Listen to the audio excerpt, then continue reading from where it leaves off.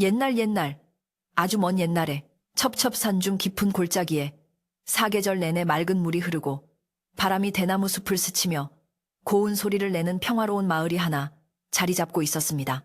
그 마을은 워낙 깊은 산속에 위치하여 바깥 세상의 소란스러운 일들은 좀처럼 들려오지 않았고 오직 자연이 들려주는 소리와 이웃 간의 정겨운 안부만이 오고 가는 곳이었습니다. 해가 지면 온 세상이 먹물처럼 캄캄해지고 하늘에는 별들이 쏟아질 듯 가득 차는 그런 곳이었는데 이곳에는 오래된 기와집 한 채가 마을 어귀에 덩그러니 놓여 있어 지나는 사람들의 눈길을 끌곤 했습니다. 그 집은 세월의 흔적을 고스란히 담고 있었으나 어딘가 모르게 쓸쓸한 기운이 감돌고 있었습니다. 이 오래된 기와집의 주인은 마을에서 바보라 불리는 달수라는 청년이었는데 그는 양반 가문의 자제로 태어났으나 어릴 적 열병을 앓은 뒤로 정신이 온전치 못하게 되었다고 사람들은 수군거렸습니다.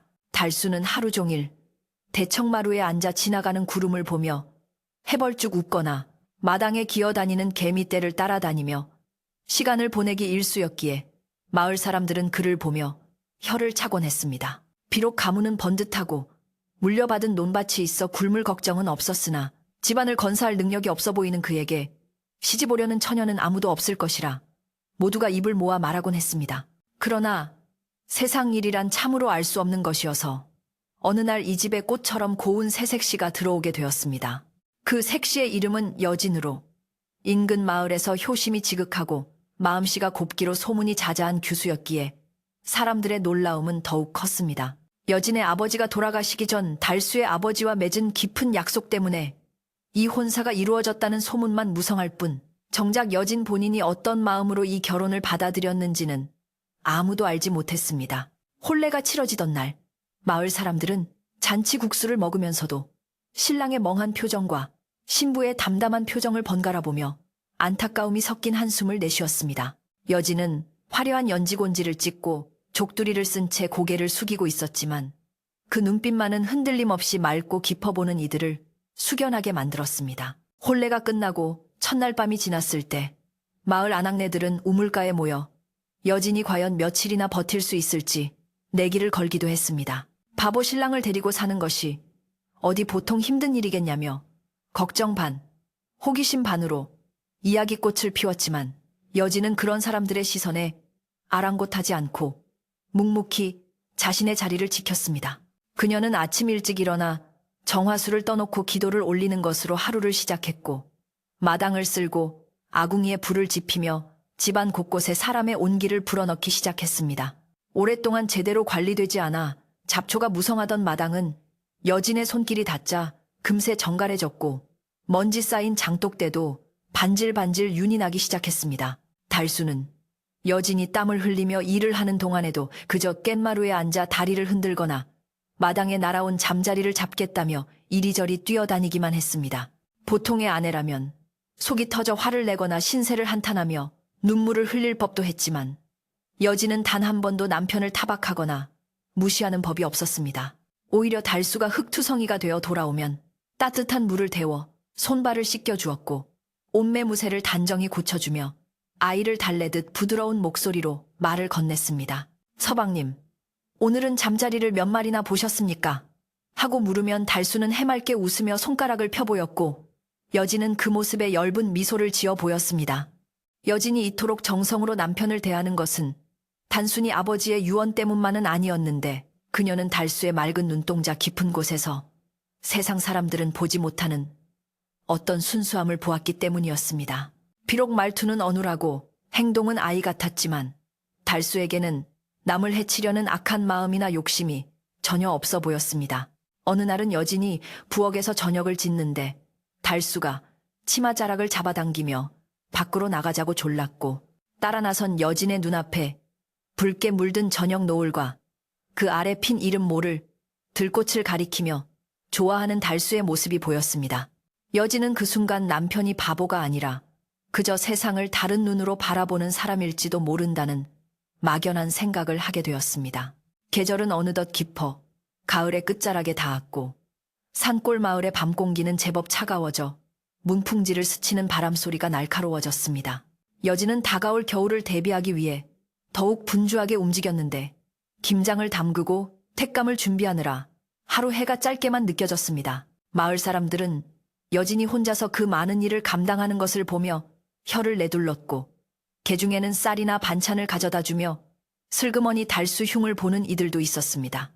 아이고, 새댁이 무슨 전생에 죄가 많아 저런 등신 같은 남편을 만나 이 고생인가 하고 혀를 차면 여진은 정색하며 제 남편은 심성이 맑은 분입니다. 함부로 말씀하지 마세요 하고 단호하게 대꾸하여 사람들을 머쓱하게 만들곤 했습니다.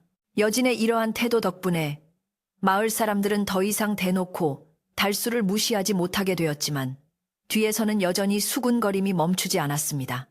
달수는 그런 분위기를 아는지 모르는지 여전히 하루 종일 마루에서 뒹굴거리거나 혼자 중얼거리며 알 수 없는 놀이에 빠져 있었습니다. 그는 가끔 마당 흙바닥에 나뭇가지로 의미를 알 수 없는 그림을 그리거나 선을 긋곤 했는데 여진이 무엇을 하느냐고 물으면 그저 그림 하고 대답하며 희죽 웃을 뿐이었습니다. 여진은 그것이 그저 어린아이의 낙서 같은 것이라 생각하여 대수롭지 않게 넘기곤 했지만 달수의 표정이 그림을 그릴 때만큼은 사뭇 진지해 보인다는 것을 어렴풋이 느끼고 있었습니다. 어느 날 오후 여진이 장을 보러 읍내에 다녀오는 길에 무거운 짐을 이고 고개를 넘어오는데 멀리서 달수가 마중을 나와 있는 모습이 보였습니다.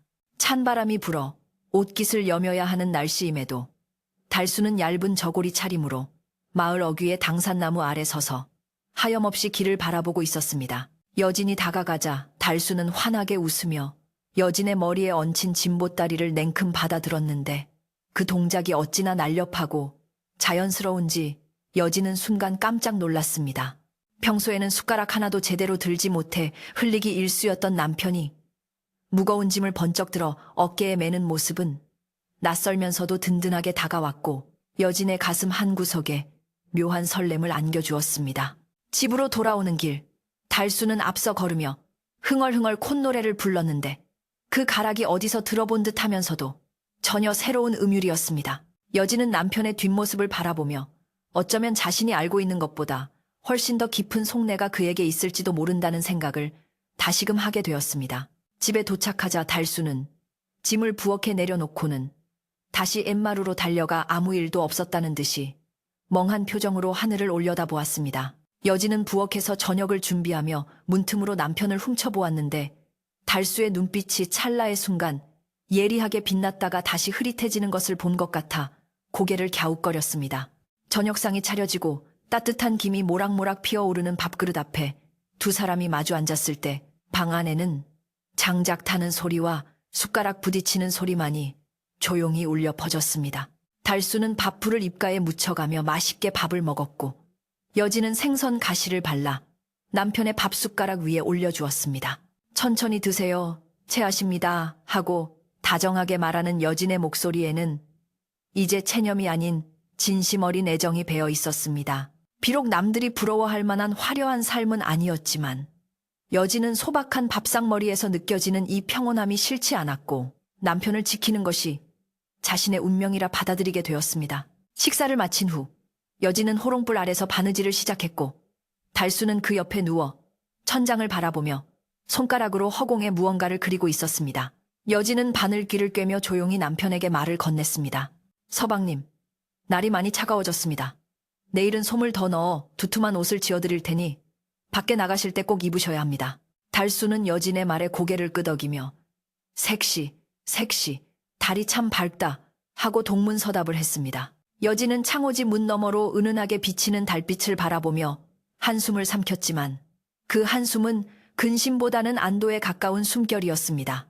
밤이 깊어지자 마을의 모든 집들이 불을 끄고 잠드는데 여진은 쉬이 잠들지 못하고 뒤척였습니다. 남편 달수가 코를 골며 깊은 잠에 빠진 것을 확인한 후에야 여진은 조심스럽게 일어나 앉아 남편의 얼굴을 가만히 들여다보았습니다. 잠든 달수의 얼굴은 깨어있을 때의 바보스러운 표정은 온데간데 없고 콧날이 오뚝하고 이마가 반듯한 준수한 사내의 모습이었습니다. 여진은 남편의 이마에 맺힌 땀방울을 닦아주며 이 사람이 정말 바보일까 아니면 세상이 그를 바보로 만든 것일까 하는 의문을 떨쳐버릴 수 없었습니다. 하지만 그 해답을 찾기에는 밤이 너무 깊었고 여진은 그저 이 평화가 오래도록 지속되기를 바랄 뿐이었습니다. 다음 날 아침, 마을에 낯선 손님이 찾아온다는 소식이 바람을 타고 들려왔는데 그것은 평화롭던 달순의 집에 예기치 못한 파장을 불러올 징조였습니다.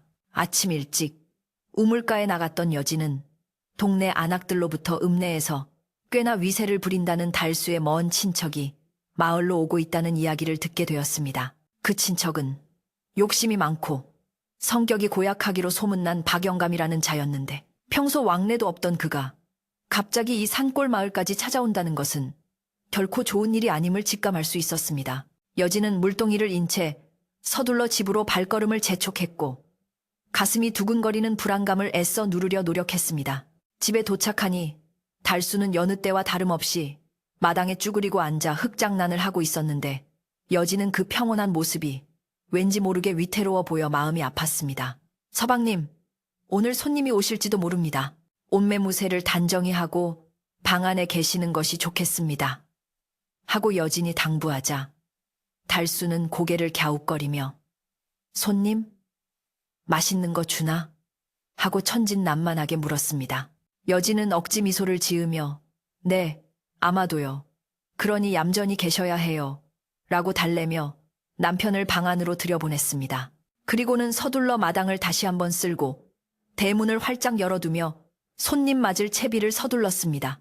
해가 중천에 떴을 무렵 고요하던 마을 어귀가 시끌벅적해지더니 화려한 가마 한 채와 짐꾼들이 달순의 집 쪽으로 다가오는 것이 보였습니다. 마을 사람들은 일손을 놓고 구경을 나왔고 아이들은 가마 뒤를 졸졸 따라다니며 신기해했습니다. 가마에서 내린 사람은 배가 불뚝 나오고 눈매가 사나운 노인이었는데 그는 거만하게 뒷짐을 지고 달순의 집 대문을 넘어섰습니다. 여진은 마당으로 나가 공손하게 허리를 숙여 인사를 올렸지만 박영감은 여진을 본체 만체하고 집안을 훑어보며 혀를 팩셉 찼습니다. 집골하고는 다 쓰러져 가는구만. 주인이 모자라니 집도 주인을 닮아가는 게지 하며 거침없이 내뱉는 독설에 여진의 얼굴이 붉어졌습니다. 박영감은 대청마루에 신발을 신은 채로 걸터앉아 큰 소리로 달수를 불러댔습니다. 이놈 달수야! 내 놈의 당숙어른이 오셨는데 콧배기도 안 비치느냐? 그 고함 소리에 방 안에 있던 달수가 엉금엉금 기어 나왔는데 옷고름은 풀어 헤쳐져 있고 입가에는 침 자국이 선명했습니다. 달수는 박영감을 보자마자 곰이다 곰 하며 손가락질을 하고 깔깔거려 박영감의 얼굴을 불그락푸르락하게 만들었습니다. 여진은 황급히 달수의 입을 막으며 죄송합니다, 어르신. 남편이 몸이 성치 않아서 하며 용서를 구했지만 박영감의 눈에는 이미 탐욕과 경멸이 가득 차 있었습니다. 박영감은 달수를 노려보며 헛기침을 크게 한번 하더니 품속에서 낡은 종이 뭉치를 꺼내어 마루 위에 탁 소리나게 올려놓았습니다. 내 오늘 이곳에 온 것은 다름이 아니라 내 아비가 살아생전 우리 문중에 빚진 것이 있어 그것을 받으러 왔다 라고 말하는 박영감의 목소리는 음흉하기 짝이 없었습니다. 여진은 시아버님이 빚을 졌다는 이야기는 금시초문이었기에 깜짝 놀라 그게 무슨 말씀이십니까? 아버님께서는 빚을 남기실 분이 아닙니다 라고 반문했습니다. 하지만 박영감은 코웃음을 치며 계집이 뭘 안다고 나서느냐? 여기 차용증이 있고 증인이 있다. 이 바보 녀석이 갚을 능력이 없으니 이 집과 논밭으로 대신 받아야겠다 라고 으름장을 놓았습니다.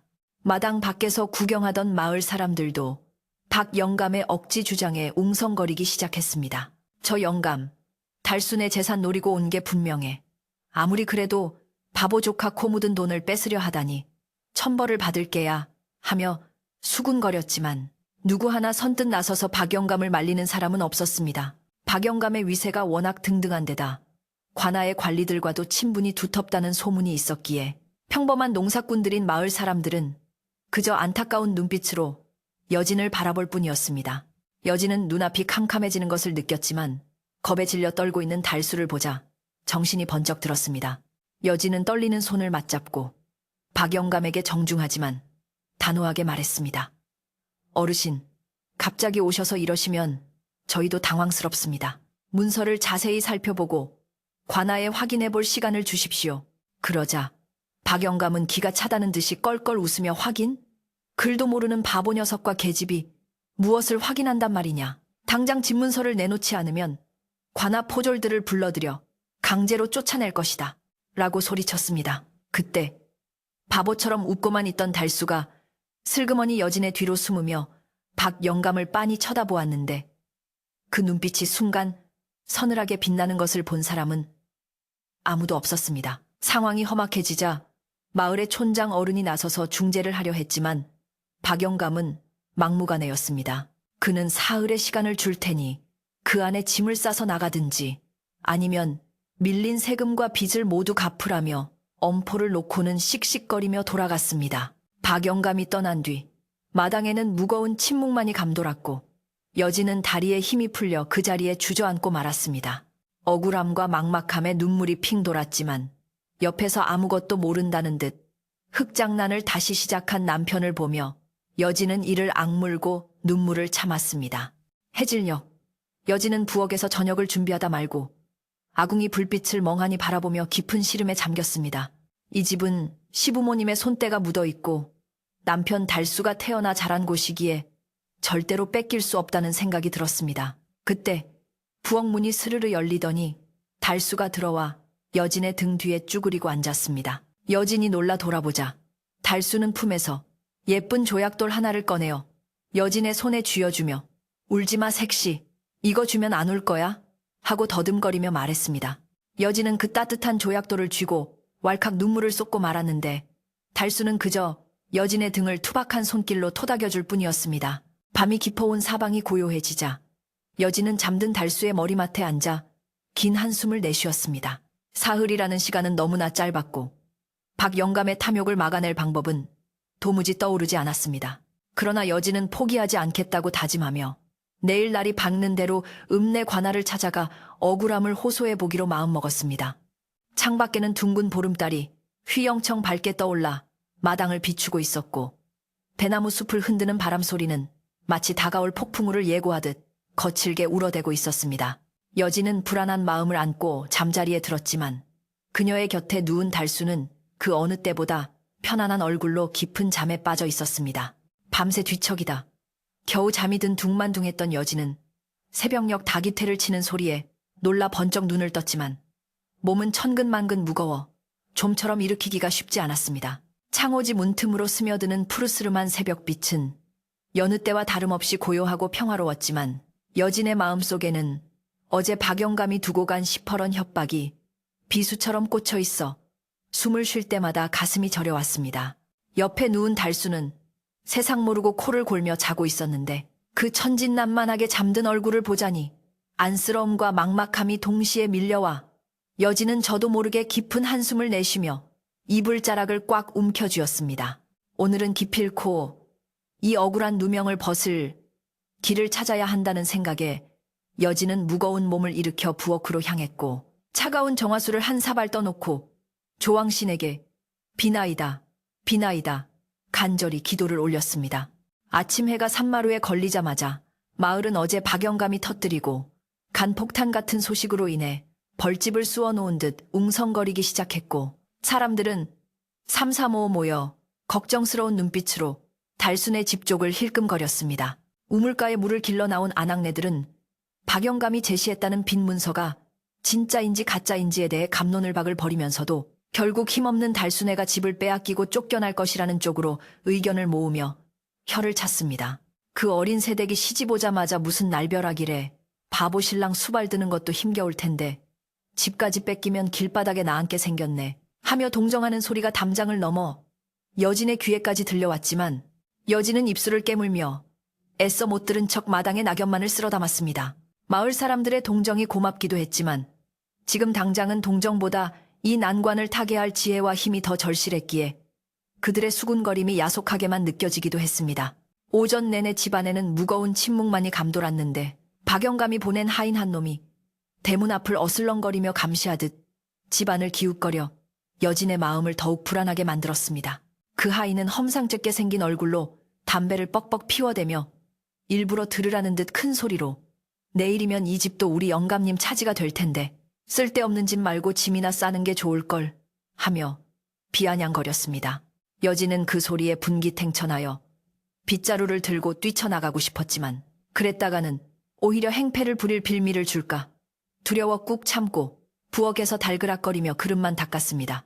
달수는 그런 험악한 분위기를 아는지 모르는지 마당 한 구석에 쪼그리고 앉아 개미떼가 줄지어 가는 것을 구경하며 희죽희죽 웃고 있어 여진의 속을 더욱 타들어가게 만들었습니다. 점심때가 지나자 여진은 더 이상 집안에만 갇혀 있을 수 없다고 판단하고 마을에서 가장 연세가 많고 지혜롭기로 소문난 이 노인을 찾아가 도움을 청하기로 마음먹었습니다. 이 노인은 젊은 시절 달수의 조부 밑에서 집사로 일했던 분이라 달순의 집안 사정을 누구보다 잘 알고 있을 것이라는 희망이 있었기 때문입니다. 여진은 달수에게 잠시 다녀올 곳이 있으니 대문 밖으로 나가지 말고 집을 잘 지키고 계세요라고 신신당부한 뒤 서둘러 옷매무새를 다듬고 이 노인이 사는 산비탈 오두막을 향해 발걸음을 옮겼습니다. 가는 길에 마주친 마을 사람들은 여진의 어두운 표정을 보고 슬금슬금 피하거나 멀리서 고개만 끄덕일 뿐 누구 하나 선뜻 다가와 말을 거는 사람은 없어 여진은 더욱 외롭고 처량한 기분이 들었습니다. 이 노인의 오두막은 마을에서 꽤 떨어진 외진 곳에 있었는데 여진이 도착했을 때 노인은 마당 평상에 앉아 집신을 삼고 있었습니다. 여진이 공손하게 인사를 올리고 사정 이야기를 털어놓자 이 노인은 하던 일을 멈추고 곰방대에 불을 붙여 깊게 한 모금을 빨아들이며 긴 침묵을 지켰습니다. 한참 뒤에야 입을 뗀 이 노인은 박영감, 그 위인이 욕심이 과한 줄은 알았으나 조카의 고혈까지 짜내려 할 줄은 몰랐구먼 하며 낮게 탄식했습니다. 그러고는 여진을 뚫어지게 쳐다보며 세댁, 자네는 달수 도련님을 정말 바보라고 생각하는가?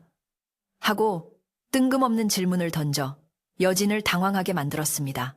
여진이 머뭇거리며 대답을 못하자 노인은 허허 웃으며 의미심장한 미소를 지어 보였습니다.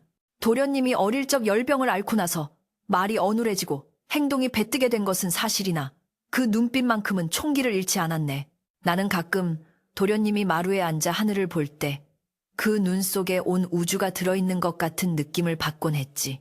이 노인의 말은 여진이 평소 막연하게 느끼던 감정과 일맥상통하는 부분이 있어 가슴이 철렁 내려앉았습니다. 노인은 이어 박경감이 내미는 문서가 가짜라는 증거는 당장 찾기 힘들지 몰라도 진짜 주인은 집을 지키는 법을 알고 있는 법일세. 도련님을 잘 살펴보게 평소와 다른 무언가가 보일 걸세 라고 알듯 모를 듯한 조언을 해주었습니다.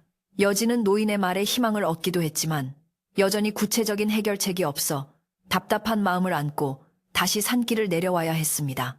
집으로 돌아오는 길, 해는 서산으로 뉘엿뉘엿 넘어가고 있었고 마을 굴뚝마다 저녁 짓는 연기가 모락모락 피어오르고 있었습니다. 여진은 터덜터덜 집으로 향하다가 멀리서 자기 집 대문 앞에 마을 아이들이 모여 웅성거리는 것을 보고 깜짝 놀라 걸음을 재촉했습니다. 혹시나 박영감의 하인이 달수를 해코지라도 하는 것은 아닌지 가슴이 덜컥 내려앉아 숨이 턱까지 차오르도록 뛰었습니다. 대문 앞에 도착해보니 다행히 아이들은 달수를 둘러싸고 놀리고 있는 것이 아니라 달수가 바닥에 그려놓은 그림을 보며 신기해하고 있는 중이었습니다. 달수는 나뭇가지로 흙바닥에 복잡한 선과 동그라미들을 그려놓고 아이들에게 무언가를 열심히 설명하고 있었는데 그 모습이 마치 서당 훈장님처럼 진지해 보였습니다. 여진이 다가가 무슨 일이냐 하고 묻자 아이들은 화들짝 놀라 흩어졌고 달수만 남아 흙투성이가 된 손으로 여진을 반겼습니다. 색시, 색시, 이거 봐.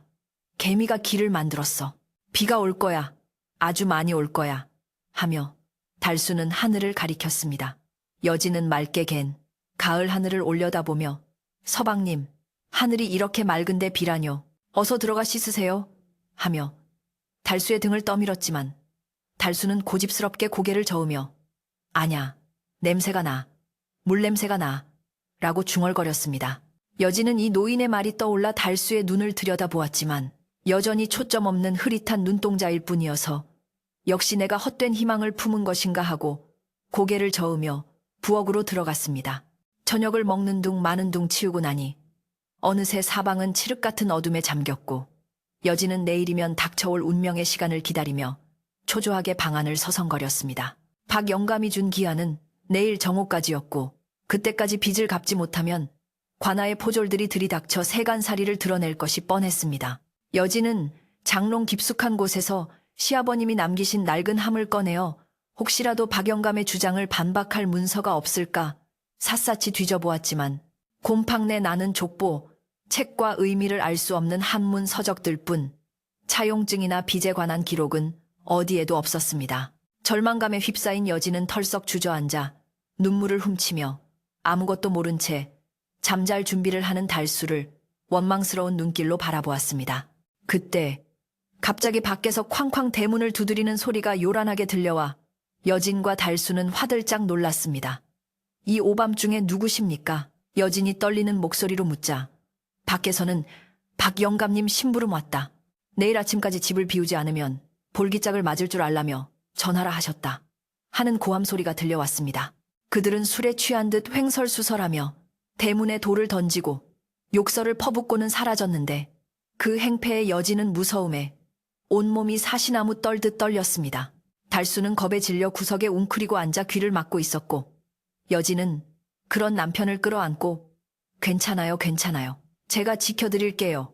하며 달래주었지만 정작 자신의 눈물은 멈추지 않고 흘러내렸습니다. 한바탕 소동이 지나가고 다시 정막이 찾아왔지만 공포와 불안은 방 안 가득 차올라 숨을 조여왔습니다. 여진은 호롱불 심지를 돋우며 이 밤이 지나지 않기를, 내일 아침 해가 뜨지 않기를 간절히 빌었습니다. 달수는 여진의 품에서 빠져나와 다시 평온을 되찾았는지 윗목에 놓인 낡은 책들을 뒤적거리기 시작했습니다. 여진은 서방님, 지금 책을 보실 때가 아닙니다. 주무세요. 라고 말하려다 달수가 책을 넘기는 손길이 예사롭지 않음을 느끼고 말을 멈췄습니다. 달수는 책을 거꾸로 들고 있었지만 눈동자는 쉴 새 없이 움직이며 마치 글자를 읽어 내려가는 듯한 모습이었고 입술은 소리 없이 무언가를 중얼거리고 있었습니다. 여진은 숨을 죽이고 달수에게 다가가 서방님, 무엇을 보고 계십니까? 하고 조심스럽게 물었습니다. 달수는 여진을 쳐다보지 않고 책의 한 페이지를 손가락으로 짚으며 여기 구멍이 났어. 숫자가 틀려. 하나가 비어. 라고 알 수 없는 말을 했습니다. 여진이 그곳을 들여다보니 그곳은 시아버님이 생전에 적어두신 토지 대장의 한 부분이었는데 먹물로 쓴 숫자들이 빽빽하게 적혀 있을 뿐 여진의 눈에는 까막눈이라 무엇이 틀린지 알 길이 없었습니다. 하지만 달수의 표정은 그 어느 때보다 진지했고 그의 손가락은 정확하게 한 숫자를 가리키고 있어 여진은 등줄기에 소름이 돋는 것을 느꼈습니다. 서방님, 그게 무슨 말씀이세요? 숫자가 틀리다니요. 여진이 다급하게 재차 묻자 달수는 그제야 고개를 들어 여진을 바라보며 평소에 바보 같은 웃음을 지어 보였습니다. 쌀이 없어졌어. 쥐가 먹었나 봐. 찍찍 하며 다시 어린아이 같은 말투로 돌아가 버리자 여진은 맥이 탁 풀렸습니다. 그러나 방금 전 달수가 보여준 그 찰나의 예리함은 분명 헛것이 아니었기에 여진의 머릿속은 더욱 복잡해졌습니다. 이 노인의 말대로 남편에게는 무언가 숨겨진 능력이 있는 것일까? 아니면 그저 우연히 맞춘 것일까? 여진은 혼란스러운 마음을 진정시키려 애쓰며 남편이 짚었던 그 페이지를 찢어 품속에 고이 간직했습니다. 밤은 점점 깊어가고 창밖에서는 바람소리가 더욱 거세져 마치 누군가가 억울함을 호소하며 우는 소리처럼 들렸습니다. 달수는 책을 베고 누워 다시 잠이 들었고 여진은 잠든 남편의 얼굴을 하염없이 바라보며 밤을 지새웠습니다. 문득 여진의 머릿속에 시집올 때 친정아버지가 해주셨던 말씀이 떠올랐습니다. 사람은 겉모습만 보고 판단해서는 안 된다. 뚝배기보다 장맛이라고. 달수 그 아이에게도 분명 귀한 쓰임이 있을 게다. 아버지의 그 말씀이 지금 이 순간 절실한 위로가 되어 여진의 마음을 다잡아 주었습니다. 여진은 내일 박 영감 앞에서 죽기를 각오하고 싸우되 남편을 믿어보기로, 아니 남편 안에 숨겨진 그 무언가를 믿어보기로 결심했습니다. 새벽 2시쯤 되었을까? 달수가 갑자기 자리에서 벌떡 일어나더니 문을 열고 밖으로 나갔습니다. 여진은 깜짝 놀라 서방님, 어디 가세요? 하고 불렀지만 달수는 대답 없이 마당으로 내려섰습니다. 여진이 황급히 뒤따라 나가보니 달수는 마당 한가운데 서서 밤하늘을 올려다보고 있었는데 구름 사이로 잠깐 나온 달빛을 받으며 서 있는 그의 모습은 왠지 모르게 신비롭고 위험 있어 보였습니다. 달수는 양팔을 벌려 바람을 느끼는 듯하더니 쪼그리고 앉아 흙바닥에 무언가를 끄적이기 시작했습니다. 여진은 숨을 죽이고 기둥 뒤에 숨어 그 모습을 지켜보았습니다. 달수는 흙바닥에 긴 작대기를 긋고 그 위에 작은 돌멩이들을 올려놓으며 혼자 중얼거렸습니다. 바람이 동쪽에서 불어오니 비가 올 테고, 비가 오면 개울물이 불어날 테고, 그러면 저 둑은 무너질 텐데. 박영감노는 저 아래 있고, 달수의 목소리는 낮았지만 발음은 또렷했고 내용은 논리정연하여 여진은 자신의 귀를 의심했습니다. 이것은 바보의 헛소리가 아니라 마치 앞날을 내다보는 예언가의 말처럼 들렸습니다. 여진은 가슴이 쿵쾅거려 입을 막고 주저앉을 뻔했습니다. 남편은 바보가 아니었습니다. 그는 이 모든 상황을, 아니 자연의 이치와 세상의 흐름을 꿰뚫어 보고 있었던 것입니다. 하지만 달수는 인기척을 느꼈는지 쇠에 돌아보며 다시 바보스러운 표정을 지었습니다. 색시, 달님이 숨바꼭질해. 나도 숨어야지 하며 후다닥 방으로 뛰어들어가는 달수를 보며 여진은 그 뒷모습에서 전율을 느꼈습니다. 남편이 바보 행세를 하는 데에는 분명 깊은 뜻이 있을 것이라 확신하게 된 여진은 이제 두려움 대신 묘한 자신감이 차오르는 것을 느꼈습니다. 내일 박영감이 들이닥친다 해도 이 집에는 천재적인 지혜를 가진 남편이 있다는 사실이 여진에게는 천군만마와도 같았습니다. 여진은 마당에 달수가 그려놓은 돌멩이와 선들을 바라보다가 누군가 알아볼까봐 조심스럽게 발로 문지러 지웠습니다. 그러나 달수가 했던 말, 박영감노는 저 아래 있고 둑은 무너질 텐데 라는 말은 여진의 머릿속에 선명하게 각인되었습니다. 여진은 방으로 들어가 자는 척하고 있는 달수의 등 뒤에 누워 조용히 속삭였습니다. 서방님, 다 알고 계시는군요. 내일은 부디 그 지혜를 보여주세요. 저희를, 이 집을 지켜주세요. 달수는 대답 없이 코 고는 소리만 냈지만 여진은 어둠 속에서 남편의 어깨가 미세하게 떨리는 것을 느낄 수 있었습니다. 날이 밝아오자 마을 전체가 긴장감에 휩싸였습니다. 박영감이 예고한 시간이 다가오고 있었고 마을 사람들은 하나둘씩 달수네 집 마당으로 모여들기 시작했습니다. 구경을 하려는 사람, 걱정하는 사람, 박영감의 눈치를 보는 사람들로 마당은 북적거렸습니다. 여진은 하얀 소복으로 갈아입고 비장한 표정으로 마루에 앉아 있었고 달수는 그 옆에서 여전히 장난감을 만지작거리고 있었습니다. 잠시 후 멀리서 꽹과리 소리와 함께 박영감 일행이 위세등등하게 나타났는데 그 뒤에는 관아의 형방과 포졸들까지 대동하고 있어 분위기는 순식간에 살벌해졌습니다. 이제 피할 수 없는 대결의 시간이 시작된 것입니다.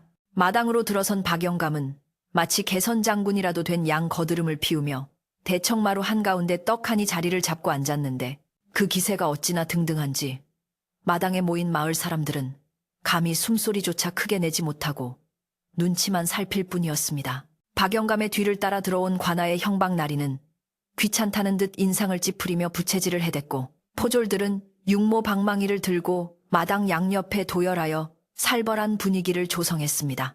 여진은 떨리는 손을 옷자락 속에 감추고 마루 아래 꿇어앉아 고개를 숙였지만 그 눈빛만은 결코 굴복하지 않겠다는 결의로 이글거리고 있었습니다. 달수는 여전히 마당 구석에서 흙장난을 하고 있었는데 그 모습이 너무나 평화로워 오히려 보는 이들의 가슴을 답답하게 만들었습니다. 박영감은 헛기침을 크게 한 번 하더니 옆에 있는 형방에게 눈짓을 보내며 입을 열었습니다. 형방나리, 보시다시피 이 집은 주인이 온전치 못하여 세금을 낼 능력도 없고 빚을 갚을 길도 막막합니다. 국법에 따라 이 집과 전답을 압류하여 밀린 빚을 청산하는 것이 마땅한 줄 아오. 형방은 박영감이 건넨 두툼한 서류 뭉치를 대충 훑어보며 귀찮다는 듯 고개를 끄덕였습니다. 서류상으로는 하자가 없구려. 10년 넘게 밀린 세금과 문중빚이 2만 냥이라니 이 작은 집을 팔아도 다 갚지 못하겠소. 형방의 말 한마디에 마을 사람들은 웅성거리기 시작했고 여진의 가슴은 철렁 내려앉았습니다. 2만 냥이라니 그것은 평생을 벌어도 만져보지 못할 거금이었기 때문입니다. 여진은 무릎을 꿇은 채 앞으로 조금 나아가 억울함을 호소했습니다. 나리, 억울합니다. 시아버님께서는 평생 근검절약하시며 남에게 빚을 질 분이 아니셨습니다. 그리고 세금이라니요. 매년 추수 때마다 꼬박꼬박 관아에 납부한 것으로 알고 있습니다. 여진의 목소리는 떨렸지만 또렷하게 마당에 울려 퍼졌습니다. 그러나 박영감은 콧방귀를 뀌며 소리쳤습니다. 이 고얀 것, 감히 관아의 문서가 틀렸다는 말이냐? 네 시아비가 몰래 도박이라도 했는지 누가 알겠느냐? 증거가 여기 있는데 어디서 발뺌이야? 박영감의 고함 소리에 여진은 움찔했지만 물러서지 않고 다시 입을 열려 했습니다. 그때 형방이 손을 들어 여진의 말을 막았습니다. 부인, 관아의 장부와 문중의 차용증이 일치하오. 증거 없이는 억울함을 풀 수 없는 법. 당장 갚을 돈이 없다면 집을 비우는 수밖에 없소. 형방의 냉정한 판결에 여진은 눈앞이 캄캄해졌습니다. 증거라니. 시아버님이 돌아가신 지 오래되었고 집안에는 제대로 된 장부 하나 남아있지 않았으니 속수무책으로 당할 수밖에 없는 노릇이었습니다. 그때 여진의 머릿속에 어젯밤 달수가 짚었던 낡은 책의 한 페이지가 떠올랐습니다. 숫자가 틀리다던 남편의 말, 구멍이 났다던 그 말이 어쩌면 유일한 희망일지도 모른다는 생각이 스쳤습니다. 여진은 품속에서 찢어낸 종이를 꺼내어 형방 앞으로 기어갔습니다. 나리, 이것을 한번 봐주십시오. 시아버님께서 남기신 기록입니다. 여기 적힌 숫자와 관아의 기록을 대조해 주십시오. 여진이 내민 종이는 누렇게 바랜 낡은 종이었고 그 위에는 삐뚤빼뚤한 글씨로 수확량과 지출 내역이 적혀 있었습니다. 박영감은 힐끗 보더니 저런 휴지 조각이 무슨 증거가 된다고 하며 뺏으려 했지만 형방은 의외로 흥미롭다는 듯 종이를 받아들었습니다. 그러나 형방은 이내 고개를 저으며 이건 그저 개인적인 메모일 뿐 관아의 도장이 찍힌 정식 문서에 대항할 수는 없소. 게다가 여기 적힌 숫자들도 엉망이군 하며 종이를 마루 위로 툭 던져버렸습니다. 종이는 힘없이 날아가 박영감의 발밑에 떨어졌고 박영감은 그것을 짓밟으며 비릿한 웃음을 흘렸습니다. 희망이 짓밟히는 순간 여진은 억장이 무너지는 것 같아 바닥에 엎드려 오열했습니다. 아이고, 아버님, 이 못난 며느리를 용서하세요. 집을 지키지 못하게 생겼습니다. 여진의 통곡 소리가 마당을 가득 채우자 마을 안악들도 눈시울을 붉히며 치마폭으로 눈물을 훔쳤습니다. 이 노인도 군중 속에서 안타까운 표정으로 혀를 찼지만 관아의 위세에 눌려 누구도 나서지 못했습니다. 박영감은 승리감에 도취되어 자, 이제 볼일 다 보았으니 썩 나가거라. 포졸들은 뭣들 하느냐? 당장 세간을 드러내라! 하고 호통을 쳤습니다. 포졸들이 우르르 몰려들어 살림살이를 집어 던지려 하자 집안은 순식간에 아수라장이 되었습니다. 바로 그 순간 그만, 아파, 돌멩이가 아파한다고 하는 엉뚱한 고함 소리가 들려왔습니다. 모든 사람들의 시선이 일제히 소리난 쪽으로 쏠렸습니다. 구석에서 흙장난을 하던 달수가 벌떡 일어나 포졸 앞을 가로막고 선 것이었습니다. 달수는 양손에 흙이 잔뜩 묻은 채로 포졸을 쏘아보고 있었는데 그 눈빛이 평소의 멍한 눈빛과는 사뭇 달라 보였습니다. 포졸이 이 미친놈이 어디서? 하며 달수를 밀치려 했지만 달수는 날렵하게 몸을 피하더니 마당 한가운데로 뛰어들어와 박영감의 발밑에 떨어진 종이를 주워들었습니다. 그리고는 종이에 묻은 흙을 후후 불어 털어내며 아이코, 숫자가 다쳤네. 3이 울고 있어. 하고 중얼거렸습니다. 박영감은 기가 차다는 듯이 저 바보 녀석 좀 끌어내라. 아주 구슬하는구나. 하고 소리쳤지만 달수는 아랑곳하지 않고 형방 앞으로 다가가 종이를 들이밀었습니다. 아저씨, 여기 봐요. 3 더하기 3은 6인데 왜 여기는 9라고 써놨어? 개미다리는 6개인데. 달수의 엉뚱한 말에 사람들은 실소를 터뜨렸고 형방도 어이없다는 듯 헛웃음을 지었습니다. 허허, 이 녀석이 산수를 논하려는 게냐? 그래, 어디가 틀렸다는 거냐? 형방은 장난삼아 달수가 가리키는 곳을 들여다보았습니다. 그런데 달수의 손가락이 짚은 곳을 자세히 보던 형방의 표정이 순식간에 굳어졌습니다. 달수가 지적한 것은 단순한 덧셈이 아니라 복잡한 세금 계산식의 교묘한 오류였기 때문입니다. 달수는 거기서 멈추지 않고 마당에 흩어진 작은 돌멩이들을 주워 형방 앞에 늘어놓기 시작했습니다. 이건 쌀가마니, 이건 보리가마니. 10년 전에는 비가 많이 와서 쌀이 물을 먹었어. 그래서 밥만 냈는데 왜 여기는 다 냈다고 써 있어? 물 먹은 쌀은 맛없는데.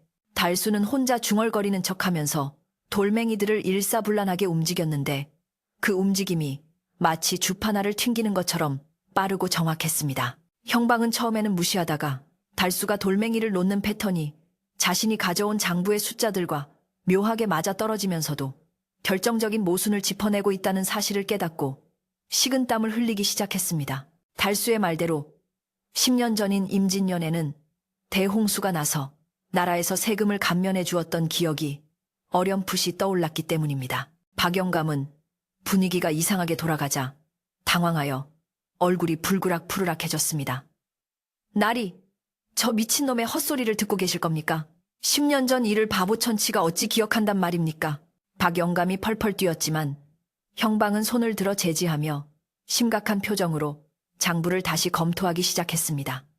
가만 있어 보시오. 이 녀석 말이 아주 틀린 것 같지는 않소. 임진년 대홍수 때 감면된 세금 내역이 이 장부에는 누락되어 있구려. 그리고 이자가 복리로 계산된 방식도 관아의 법도와는 다르오.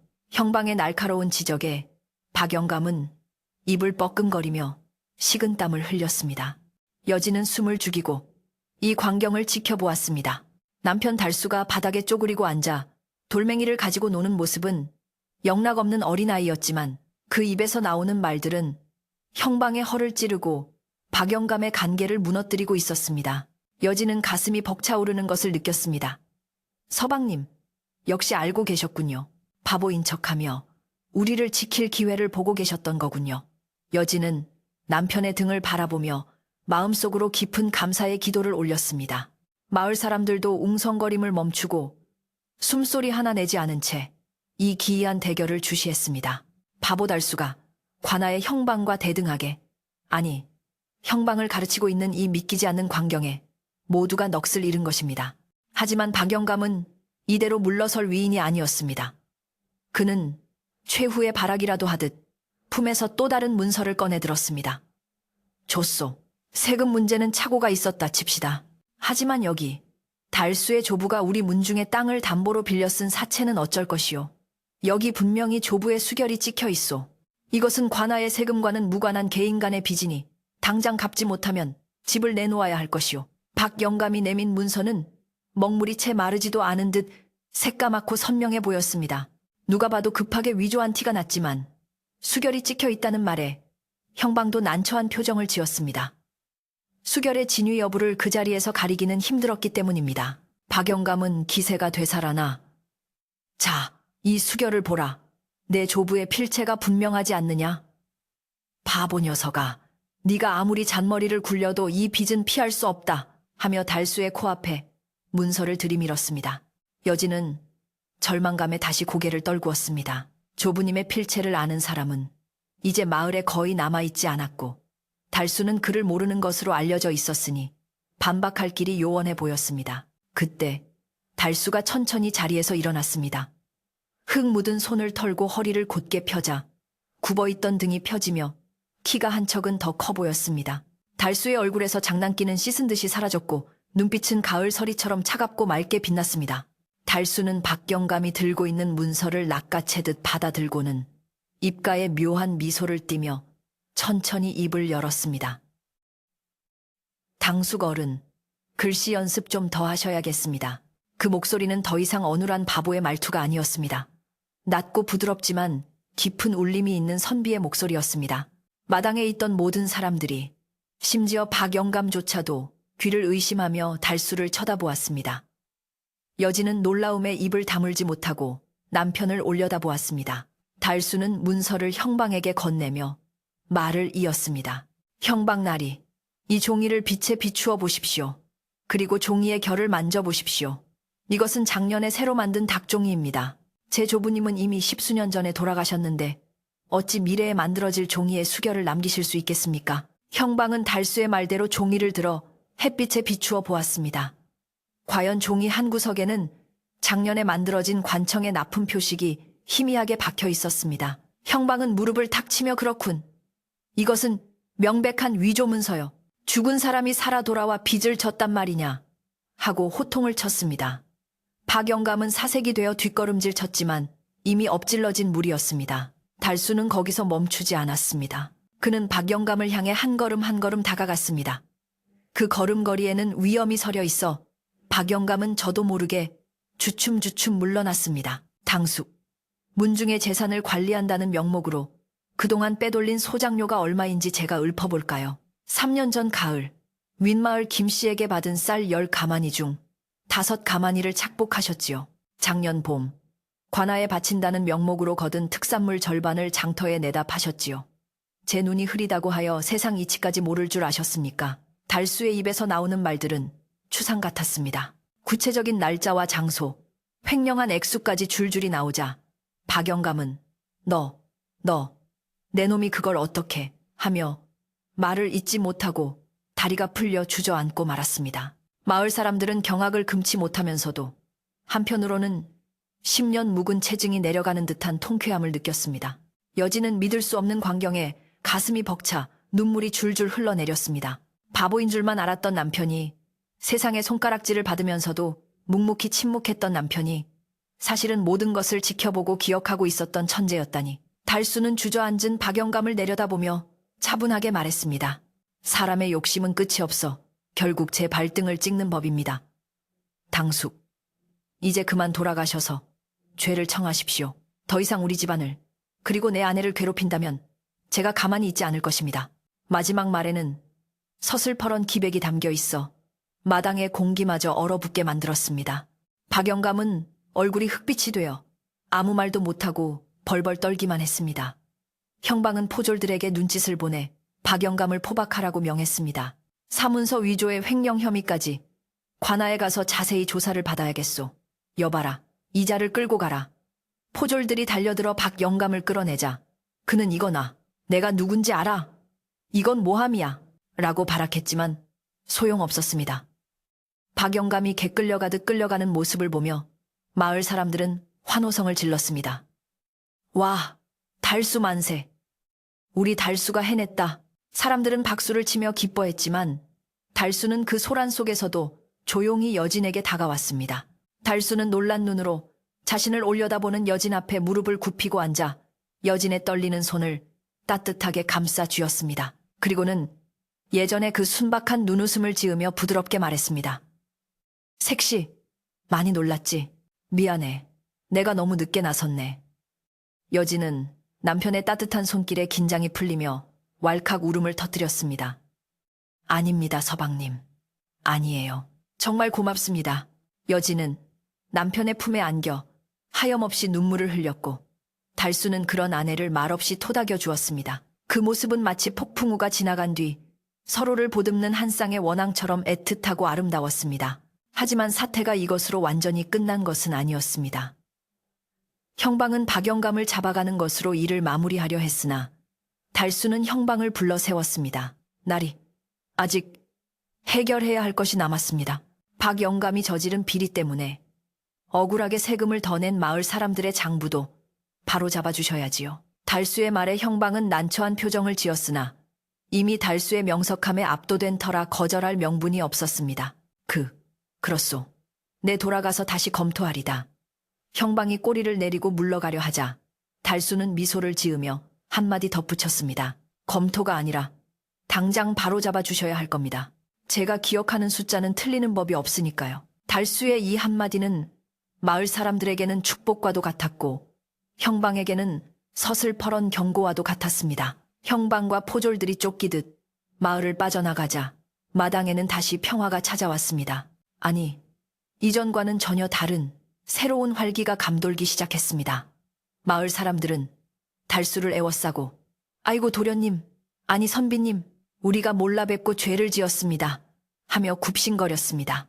평소 달수를 바보라 놀리던 사람들은 쥐구멍이라도 찾고 싶은 심정으로 고개를 숙였고 아이들은 신기한 듯 달수의 옷자락을 만지작거렸습니다.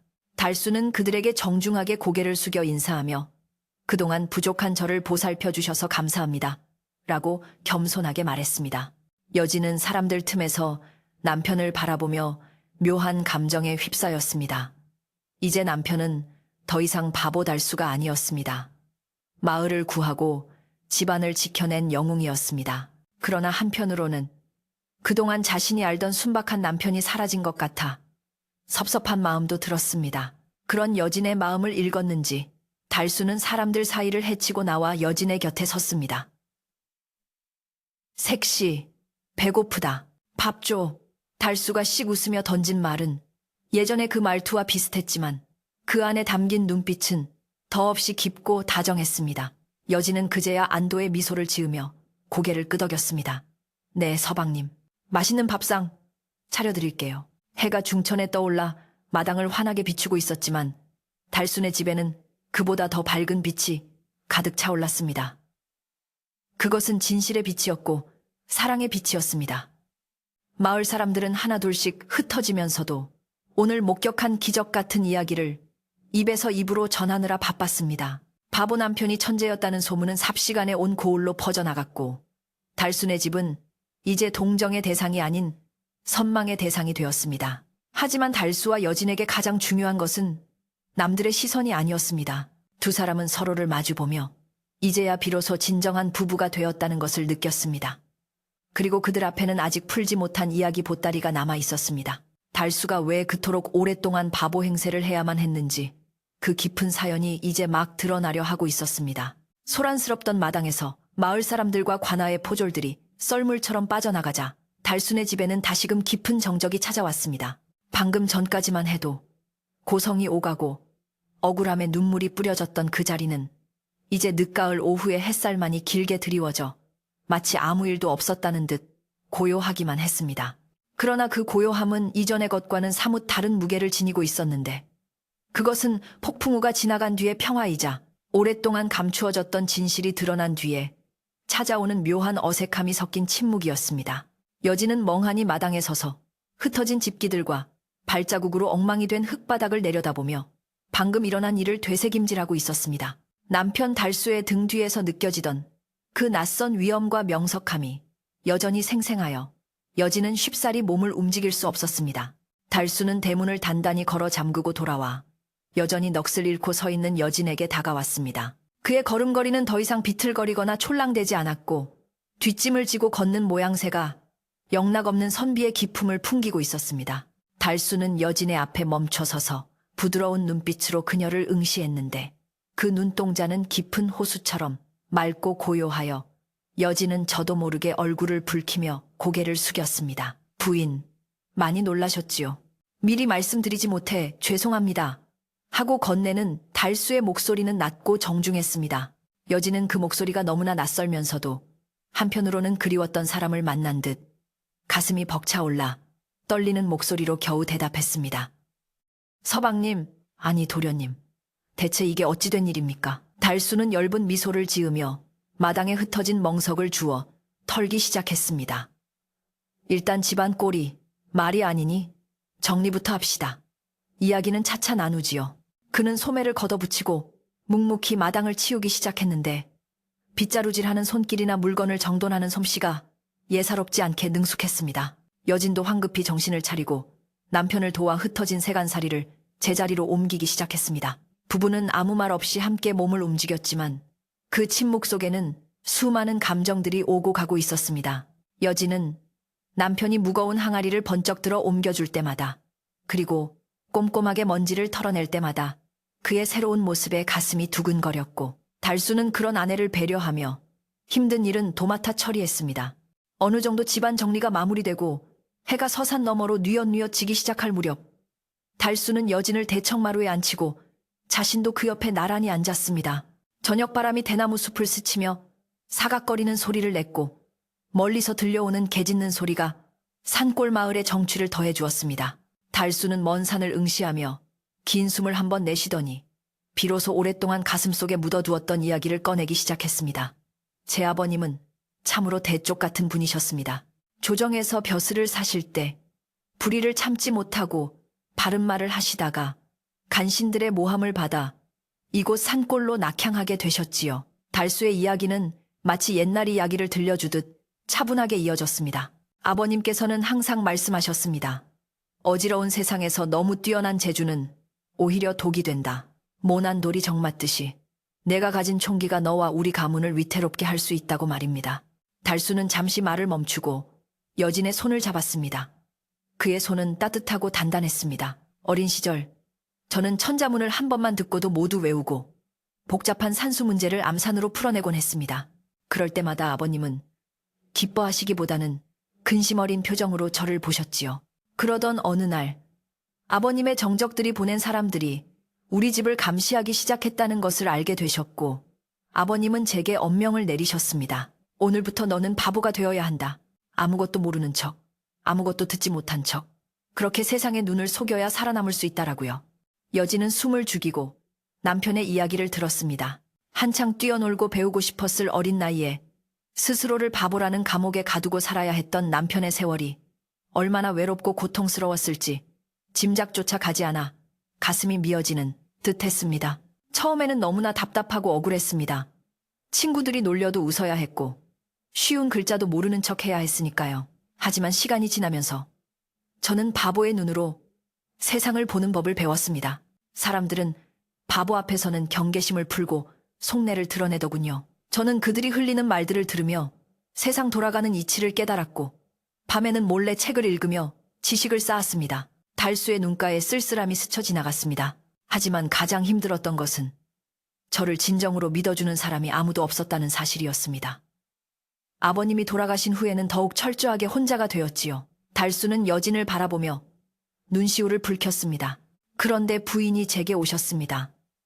처음에는 부인도 다른 사람들처럼 저를 무시하고 멸시할 줄 알았습니다. 하지만 부인은 달랐습니다.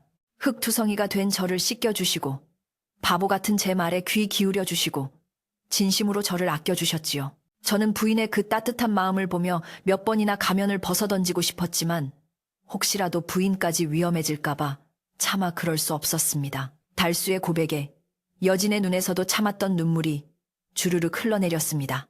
여진은 흐르는 눈물을 닦으며 말했습니다. 서방님, 저는 서방님이 바보라서 불쌍히 여긴 것이 아닙니다. 서방님의 눈이 너무나 맑아서 그 안에 담긴 선한 마음을 보았기에 마음이 갔던 것입니다. 이렇게 훌륭한 분인 줄도 모르고 제가 주제 넘게 가르치려 들고 아이 취급을 했으니 부끄러워 고개를 들 수가 없습니다. 여진이 고개를 숙이자 달수는 고개를 저으며 아닙니다. 부인의 그 지극한 정성이 없었다면 저는 오늘 용기를 내지 못했을 것입니다. 부인이 박영감 앞에서 저를 지키려 하시는 모습을 보고 더 이상 숨어 있을 수만은 없다고 결심했습니다. 이제는 제가 부인을 지킬 차례입니다. 라고 단호하게 말했습니다. 두 사람 사이에 쌓여있던 오해와 비밀의 벽이 허물어지자 그 자리에는 깊은 신뢰와 애정이 차올랐습니다. 그때 대문 밖에서 웅성거리는 소리가 들려왔습니다. 여진이 놀라 쳐다보자 대문 틈으로 마을 사람들이 쭈뼛거리며 서 있는 모습이 보였습니다. 아까 달수의 활약에 감탄하고 돌아갔던 사람들이 미안함과 고마움을 표하기 위해 다시 찾아온 것이었습니다. 개중에는 손에 갓 쪄낸 떡을 들고 온 안악도 있었고 귀한 계란 꾸러미를 들고 온 노인도 있었습니다. 그들은 선뜻 들어오지 못하고 서로 눈치만 보며 헛기침을 해댔는데 평소 달수를 무시했던 자신들의 행동이 부끄러워 어찌할 바를 모르는 기색이 역력했습니다. 달수는 여진에게 눈짓을 보내며 대문을 열게 했습니다. 문이 열리자 마을 촌장 어른이 대표로 나서서 머쓱한 표정으로 입을 열었습니다. 달수 도련님, 아니 달수 선비님, 우리가 그동안 선비님을 몰라 뵙고 큰 결례를 범했습니다. 오늘 박영감의 횡포를 막아주시고 우리 마을의 억울함까지 풀어주셨으니 이 은혜를 어찌 갚아야 할지 모르겠습니다. 촌장의 말에 뒤에 서 있던 사람들도 일제히 고개를 숙이며 죄송합니다, 고맙습니다 하고 입을 모았습니다. 여진은 그들의 사과가 진심임을 느꼈지만 혹시나 달수가 그동안의 서름 때문에 화를 내지는 않을까 걱정스러운 눈길로 남편을 바라보았습니다. 하지만 달수는 온화한 미소를 지으며 마당으로 내려가 촌장의 두 손을 맞잡았습니다. 어르신, 별 말씀을 다 하십니다. 저는 그저 제 집과 아내를 지키고자 했을 뿐입니다. 그리고 그동안 제가 부족한 탓에 마을 분들께 심려를 끼쳐드린 점 너그러이 용서해 주십시오. 달수의 겸손한 태도에 사람들은 더욱 감동하여 어쩔 줄 몰라 했습니다. 아이고, 무슨 말씀을. 천재시라더니 인품까지 훌륭하시구먼 하며 사람들은 칭찬을 아끼지 않았습니다. 달수는 사람들이 가져온 음식들을 감사히 받으며 앞으로는 마을의 일원으로서 제가 도울 일이 있다면 언제든 말씀해 주십시오. 다만 제가 글을 좀 안다는 것이 너무 널리 퍼지지 않도록 당분간은 입조심을 해주셨으면 합니다. 라고 정중하게 부탁했습니다. 마을 사람들은 달수의 부탁을 깊이 새기며 앞으로 달수네 집을 자신들이 지켜주겠노라고 다짐하고 돌아갔습니다. 사람들이 돌아간 후 여진은 부엌으로 들어가 저녁 준비를 시작했습니다. 평소와 다름없는 부엌길이었지만 마음가짐은 완전히 달라져 있었습니다. 쌀을 씻는 손길에는 흥이 실렸고 아궁이에 불을 지피는 얼굴에는 미소가 떠나지 않았습니다. 달수도 더 이상 마루에 앉아 기다리지 않고 부엌으로 들어와 여진을 도왔습니다. 제가 물을 길어 오겠습니다. 하며 물지개를 지고 나가는 달수의 뒷모습을 보며 여진은 든든함에 가슴이 벅차 올랐습니다. 예전에는 물동이 하나도 제대로 들지 못해 흘리던 남편이 이제는 듬직한 가장이 되어 집안일을 거들고 있는 것입니다. 저녁상에는 마을 사람들이 가져다 준 떡과 나물, 그리고 여진이 정성껏 끓인 된장찌개가 올랐습니다. 소박하지만 그 어느 때보다 풍성한 밥상이었습니다. 두 사람은 호롱불 아래 마주 앉아 밥을 먹으며 도란도란 이야기를 나누었습니다. 이 나물은 뒷산에서 캔 것인데 향이 참 좋습니다. 드셔보세요 하고 여진이 권하면 달수는 정말 그렇군요. 부인의 손맛이 더해져 천하일미입니다. 하고 화답했습니다. 그동안 달수가 바보 흉내를 내느라 제대로 표현하지 못했던 말들이 본물 터지듯 흘러나왔고 여진은 남편의 유식하고 재치 있는 입담에 시간 가는 줄 모르고 웃음꽃을 피웠습니다. 식사를 마친 후 달수는 여진을 데리고 다시 마당으로 나갔습니다. 밤하늘에는 별들이 보석처럼 총총히 박혀 있었고 은하수가 강물처럼 흐르고 있었습니다. 달수는 여진을 평상에 앉히고 하늘을 가리키며 말했습니다. 부인, 저기 국자 모양으로 빛나는 별들이 북두칠성입니다. 그리고 저기 유난히 밝게 빛나는 별이 북극성이지요. 옛사람들은 저 별을 보고 길을 찾았다고 합니다. 지난밤 흙바닥에 그림을 그리며 횡설수설하던 모습과는 달리 이제 달수는 밤하늘의 지도를 여진에게 하나하나 짚어주며 그 속에 담긴 이치를 설명해 주었습니다. 여진은 남편의 설명을 들으며 밤하늘이 단순히 캄캄한 어둠이 아니라 수많은 이야기와 질서가 숨쉬는 곳임을 깨닫게 되었습니다. 제가 바보로 지내는 동안 저 별들은 제 유일한 친구였습니다. 아무리 세상이 저를 손가락질해도 별들은 변함없이 그 자리에서 저를 비추어 주었으니까요. 이제는 저 별들이 우리 부부의 앞날을 축복해주는 등불처럼 보입니다. 달수의 말에 여진은 남편의 어깨에 살며시 머리를 기대었습니다. 서방님, 이제는 외로워하지 마세요. 제가 저 별처럼 항상 서방님 곁을 지키겠습니다. 달수는 여진의 어깨를 감싸 안으며 고개를 끄덕였습니다.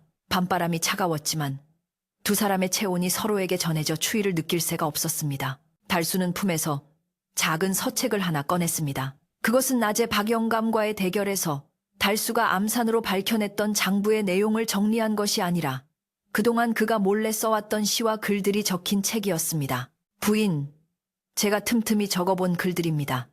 언젠가 제 마음을 알아주는 사람에게 보여주고 싶었는데 그 사람이 바로 부인이어서 얼마나 다행인지 모릅니다. 달수는 부끄러운 듯 책을 건넸고 여진은 떨리는 손으로 책장을 넘겼습니다. 달빛에 비친 글씨는 힘차면서도 우아했고 그 내용은 자연의 아름다움과 삶에 대한 깊은 통찰, 그리고 아내에 대한 연민과 사랑이 담겨 있었습니다. 여진은 글을 읽어 내려가다 감격에 겨워 다시 한번 눈시울을 붉혔습니다. 그날 밤 달순의 집은 마을에서 가장 늦게까지 불이 꺼지지 않았습니다. 부부는 밤이 깊도록 서로의 지난 날을 위로하고 앞으로의 꿈을 이야기했습니다. 달수는 이제 더 이상 바보 연기를 할 필요가 없었지만 그렇다고 당장 세상에 나서서 벼슬을 구할 생각도 없다고 했습니다. 그저 조용히 항문을 닦으며 여진과 함께 소박하게 살아가고 싶다는 그의 말에 여진은 깊이 공감하며 고개를 끄덕였습니다. 세상의 부귀 영화보다 지금 이 순간의 평온함이 얼마나 소중한지 두 사람은 너무나 잘 알고 있었기 때문입니다.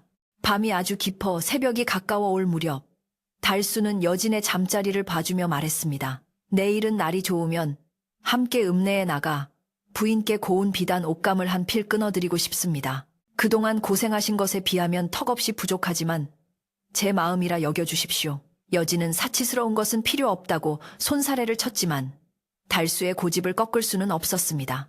여진은 행복한 고민을 하며 이불 속으로 들어갔고 달수는 그 곁에서 여진이 잠들 때까지 책을 읽어주었습니다. 그의 낭낭한 목소리는 자장가가 되어 여진을 달콤한 꿈나라로 인도했습니다. 이렇게 하여 달순의 집을 덮치고 있던 먹구름은 모두 물러가고 맑고 청명한 기운만이 가득 차게 되었습니다. 집안의 묵은 먼지를 털어내고 새롭게 정돈된 세간살이들처럼 두 사람의 마음 또한 깨끗하게 정리되어 새로운 시작을 맞이할 준비를 마쳤습니다. 밖에서는 풀벌레들이 합창하듯 울어대고 처마 끝에 매달린 풍경이 바람에 흔들려 댕그랑거리는 소리가 들려왔습니다. 그 소리는 마치 고난을 이겨낸 부부에게 보내는 세상의 찬사처럼 들렸습니다. 이제 마지막 남은 것은 이 평화로운 일상을 어떻게 아름답게 가꾸어 나갈 것인가 하는 행복한 숙제뿐이었습니다. 다음 날 아침, 달순의 집 마당에는 그 어느 때보다 맑고 투명한 햇살이 쏟아져 내렸는데 그 빛은 마치 어젯밤의 어둠과 근심을 모두 씻어내려는 듯 눈부시게 반짝였습니다. 여진은 평소보다 조금 늦게 눈을 떴지만 몸과 마음이 깃털처럼 가벼워 저절로 입가에 미소가 지어졌습니다. 옆자리를 더듬어 보니 남편의 온기가 남아 있었으나 자리는 비어 있어 여진은 서둘러 옷을 챙겨 입고 밖으로 나갔습니다. 마당에서는 달수가 비를 들고 낙엽을 쓸고 있었는데 그 모습이 예전처럼 장난스럽게 빗자루를 휘두르는 것이 아니라 차분하고 절도 있는 동작이어서 여진은 잠시 문설주에 기대어 그 듬직한 뒷모습을 넋을 잃고 바라보았습니다. 이제는 더 이상 바보 남편을 걱정하며 하루를 시작할 필요가 없다는 사실이 꿈만 같았기 때문입니다. 달수는 인기척을 느끼고 뒤를 돌아보며 환하게 웃었는데 그 미소에는 아침 햇살보다 더 따뜻한 다정함이 배어 있었습니다. 부인, 일어났습니까? 밤새 푹 주무시는 것 같아 깨우지 않았습니다. 아침 공기가 상쾌하니 어서 나와 보시지요. 달수의 목소리는 낭낭하고 부드러워 여진은 마치 새 신랑을 맞이하는 수줍은 새색시가 된 기분이었습니다. 여진이 세숫대야에 물을 받아오자 달수는 자연스럽게 다가와 여진의 손을 씻겨주려 했고 여진은 부끄러워 손을 빼려 했지만 달수는 이제는 부인이 제 시중을 들 것이 아니라 우리가 서로를 보살펴야지요. 라며 여진의 거친 손을 따뜻한 물에 담가 주었습니다. 그 투박한 손길에서 전해지는 진심 어린 사랑에 여진은 코끝이 찡해옴을 느꼈습니다. 아침 밥상은 소박했지만 그 맛은 꿀맛과도 같았는데 달수는 반찬 하나하나를 음미하며 여진의 솜씨를 칭찬했습니다. 이 김치는 땅의 기운을 그대로 머금은 듯 시원하고 밥은 알맞게 지어져 씹을수록 단맛이 납니다. 부인의 정성이 들어가서 그런 것이겠지요. 예전에는 그저 배를 채우기에 급급했던 식사 시간이 이제는 서로의 마음을 나누는 소중한 대화의 장이 되었습니다. 밥을 먹은 후 달수는 약속대로 읍내 장터에 가자며 채비를 서둘렀습니다. 여진은 장롱 깊숙이 넣어두었던 가장 깨끗한 옷을 꺼내 입었고 달수도 갓을 쓰고 도포를 갖춰 입으니 영락없는 양반집 귀공자의 풍채가 났습니다. 두 사람이 나란히 대문을 나서자 지나가던 바람조차 길을 비켜주는 듯 상쾌하게 불어왔습니다. 마을 길을 걸어가는 동안 만나는 사람마다 두 사람을 보며 깜짝 놀라 길을 멈추고 허리를 숙여 인사를 건넸습니다. 아이고, 선비님 나오셨습니까? 새색시랑 장에 가시나 봅니다. 하며 말을 건네는 사람들의 눈빛에는 이제 동정이나 조롱이 아닌 존경과 부러움이 가득했습니다. 달수는 거만하게 고개를 쳐들지 않고 일일이 허리를 숙여 답례를 하며 박서방, 지난번 다친 다리는 좀 괜찮은가? 혹은 최씨 아주머니, 올해 고추 농사는 잘 되었소? 하며 이웃들의 안부를 묻는 세심함을 보였습니다. 사람들은 바보인 줄만 알았던 달수가 자신들의 사소한 일들까지 기억하고 걱정해 주었다는 사실에 감동하여 눈시울을 붉히기도 했습니다. 달수는 이제 마을의 바보가 아니라 마을의 든든한 어른으로 자리 잡아가고 있었습니다. 읍내 장터는 5일장이 서는 날이라 시끌벅적하고 활기가 넘쳤는데 온갖 물건을 파는 상인들과 구경 나온 사람들로 발 디딜 틈이 없었습니다. 달수는 여진이 인파에 치이지 않도록 한쪽 팔로 감싸며 길을 터주었고 여진은 그런 남편의 배려의 든든함을 느끼며 장터 구경을 했습니다. 알록달록한 비단 가게 앞에 멈춰선 달수는 여진에게 가장 고운 색깔의 옷감을 골라보라고 권했습니다. 여진이 비싼 가격에 주저하며 수수한 무명천을 집으려 하자 달수는 고개를 저으며 붉은색 비단을 집어들어 여진의 얼굴에 대어 보았습니다. 이 색이 부인의 볼처럼 곱습니다. 이것으로 치마를 지어 입으면 참으로 아름다울 것입니다. 라고 말하는 달수의 눈빛에 여진은 얼굴이 홍당무처럼 붉어졌지만 마음속 깊은 곳에서는 기쁨이 샘솟았습니다. 옷감을 끊고 나오는데 저쪽 건어물 가게 앞에서 왁자지껄한 소리가 들려가 보니 한 상인과 손님이 계산 문제로 실랑이를 벌이고 있었습니다. 셈이 서툰 늙은 상인이 계산을 잘못하여 손님이 화를 내고 있었는데 주변 사람들도 누구 하나 나서서 명쾌하게 셈을 해주지 못해 쩔쩔매고 있었습니다. 그때 달수가 조용히 다가가 상인의 장부와 물건들을 훑어보더니 어르신, 이 명태 2쾌와 건새우, 한 말의 값은 이것이고 거슬러 주셔야 할 돈은 단양 서푼입니다. 라고 암산으로 즉시 답을 내놓았습니다. 사람들이 의아해하며 주판을 튕겨보니 달수의 말이 정확히 맞아떨어졌고 손님도 그제야 화를 풀고 고개를 끄덕이며 돌아갔습니다. 상인은 연신 고맙다고 인사를 했고 주변 사람들은 저 젊은 선비가 누구냐, 셈이 귀신 같다며 수군거렸습니다. 달수는 사람들의 칭찬에 으스대지 않고 그저 묵묵히 미소만 지으며 여진의 손을 이끌고 자리를 떴습니다. 돌아오는 길에 여진이 서방님, 어찌 그리 셈이 빠르십니까? 저는 머리가 어지러워 엄두도 못 내겠습니다. 하고 묻자 달수는 빙그레 웃으며 대답했습니다. 세상의 이치는 숫자 속에 숨어 있기도 합니다. 하지만 부인의 따뜻한 마음을 헤아리는 법은 숫자로도 풀 수 없는 가장 어려운 공부지요. 달수의 농담 섞인 말에 두 사람은 마주보고 한참을 웃었습니다. 해질녘 노을이 두 사람의 긴 그림자를 만들어 주었고 집으로 돌아오는 발걸음은 장터에서 산 물건들보다 훨씬 더 묵직한 행복으로 가득 채워져 있었습니다. 집에 돌아와 저녁을 먹고 나니 밖에는 어느새 어둠이 내려앉았고 산골 마을의 밤은 일찍 찾아와 사방이 고요해졌습니다. 여진은 낮에 사온 비단으로 달수의 겨울 버선을 짓기 시작했고 달수는 그 옆에서 책을 펼쳐들고 글을 읽기 시작했습니다. 사그락거리는 바느질 소리와 책장을 넘기는 소리, 그리고 아궁이에서 장작이 타닥타닥 타오르는 소리가 어우러져 방 안은 더없이 평화로운 분위기로 가득 찼습니다. 가끔 달수가 좋은 구절이 나오면 소리내어 읽어주었고 여진은 바느질을 멈추고 귀를 기울이며 그 뜻을 음미했습니다. 두 사람은 굳이 많은 말을 하지 않아도 서로의 존재만으로도 충분히 위로받고 사랑받고 있음을 느낄 수 있었습니다. 계절이 흘러 첫눈이 내리는 날이 찾아왔을 때 달수네 집은 마을 사람들의 사랑방이 되어 있었습니다. 마을 사람들은 어려운 일이 생기거나 궁금한 것이 있을 때마다 달수를 찾아와 조언을 구했고 달수는 그들의 이야기를 경청하며 지혜로운 해법을 제시해 주었습니다. 아이 이름을 짓는 일부터 혼사 날짜를 잡는 일, 심지어는 농사 짓는 법까지 달수의 박식함은 마을의 큰 자랑거리가 되었습니다. 여진은 찾아오는 손님들에게 따뜻한 차와 다과를 대접하며 안주인으로서의 역할을 톡톡히 해냈고 사람들은 여진을 현명한 아내 덕에 바보가 선비되었다며 칭송했습니다. 달수는 그런 말을 들을 때마다 맞습니다. 제 아내가 저를 다시 낳아주신 셈이지요. 하며 여진을 치켜 세워주었습니다.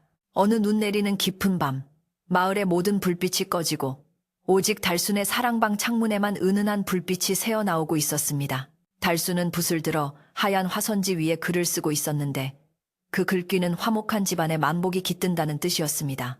여진은 밤참으로 찐 고구마와 동치미를 내오며 남편의 붓글씨를 들여다보았습니다. 서방님, 필체가 참으로 힘차고 멋지십니다. 이 글귀를 대문에 붙여두면 우리 집에 복이 끊이지 않겠어요. 여진의 말에 달수는 붓을 내려놓고 여진의 손을 잡으며 말했습니다. 이미 제게는 부인이라는 가장 큰 복이 들어와 있으니 더 바랄 것이 무엇이겠습니까? 다만 이 평화가 우리 마을 전체에 퍼지기를 바랄 뿐입니다. 두 사람은 군고구마를 호호 불어가며 나눠 먹었고 창밖에는 한방눈이 소복소복 쌓여 온 세상을 하얗게 덮고 있었습니다. 눈 쌓이는 소리가 들릴 만큼 고요한 밤, 달수는 문득 옛날 일을 회상하며 말했습니다. 부인, 제가 바보 흉내를 낼 때 마당에 쪼그리고 앉아 개미를 보던 때를 기억하십니까? 여진이 웃으며 고개를 끄덕이자 달수는 말을 이었습니다. 그때 저는 개미들이 서로 돕고 힘을 합쳐 먹이를 나르는 모습을 보며 많은 것을 배웠습니다. 작고 힘없는 미물도 함께하면 큰일을 해내는데 사람인 제가 혼자 살겠다고 움츠러들어 있었으니 참으로 부끄러운 일이었습니다. 이제는 부인과 함께 그리고 이웃들과 함께 어울려 사는 법을 배웠으니 비로소 사람이 된 것 같습니다. 여진은 남편의 깊은 속내에 감탄하며 따뜻한 숭늉을 따라주었습니다. 서방님은 그때도 이미 훌륭한 분이셨습니다. 다만 때를 기다리며 날개를 접고 계셨던 것뿐이지요. 이제 그 날개를 활짝 펴셨으니 마음껏 비상하시길 바랍니다.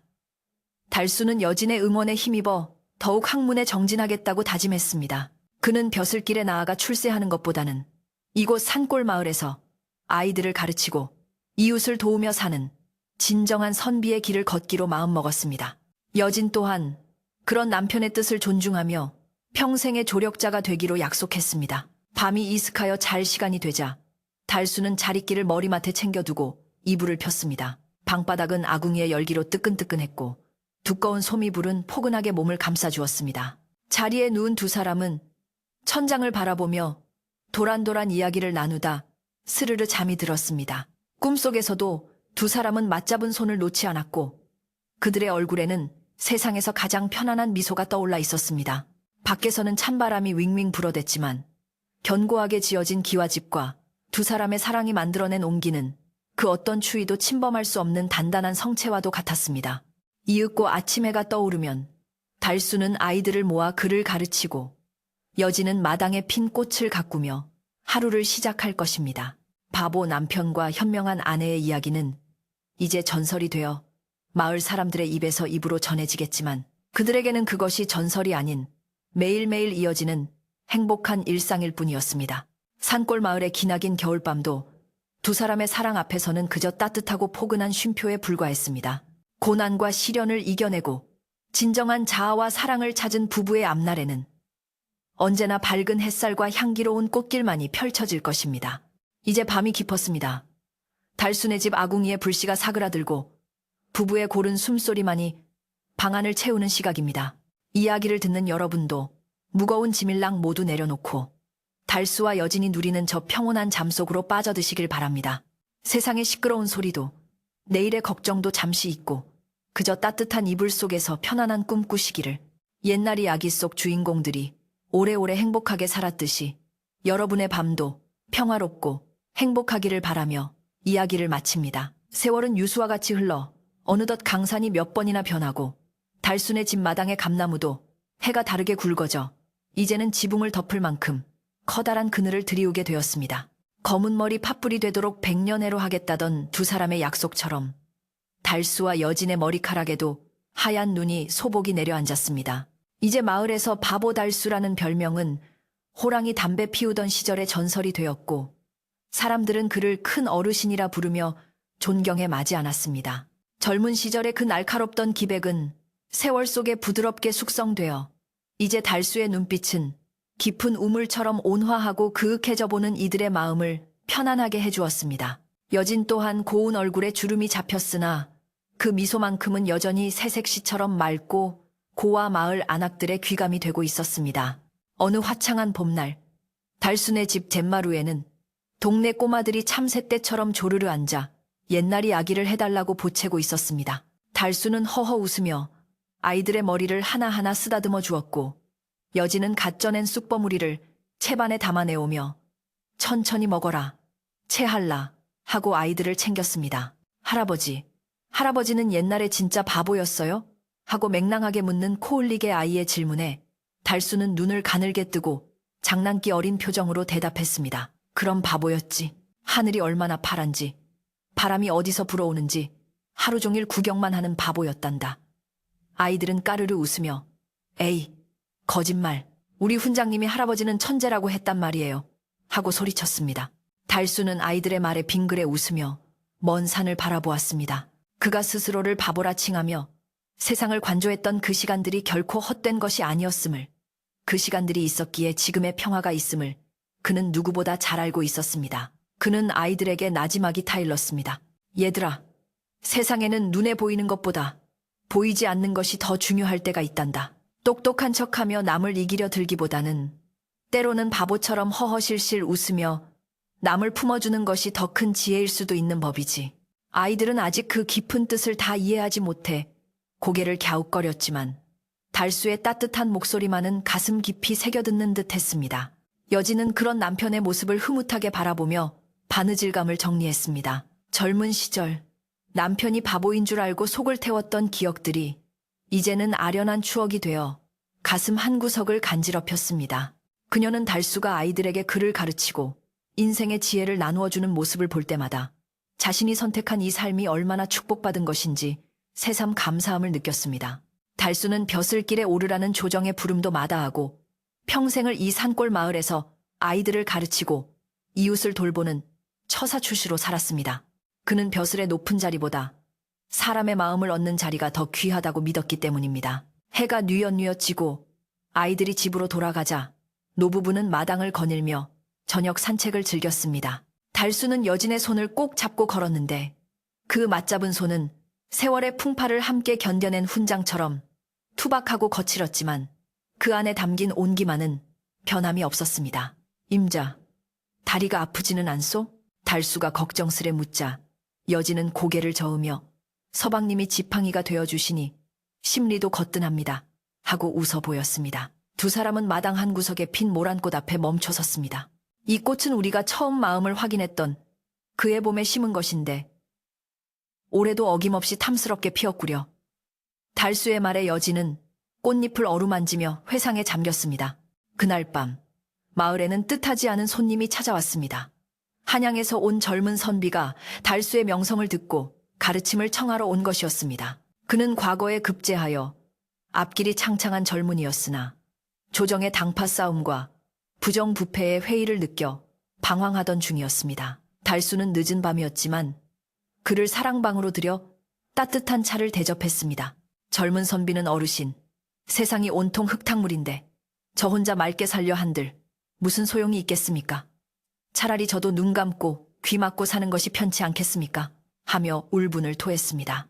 달수는 조용히 그의 말을 들어주다가 붓을 들어 하얀 종이 위에 화광동진, 허광동친이라는 네 글자를 써주었습니다. 빛을 부드럽게 하여 티끌과 함께한다는 뜻일세. 자네가 가진 빛이 너무 강하면 남의 눈을 멀게 하고 시기를 사게 되지만 그 빛을 은은하게 하여 세상의 먼지와 섞이면 어둠을 밝히는 등불이 될 수 있지.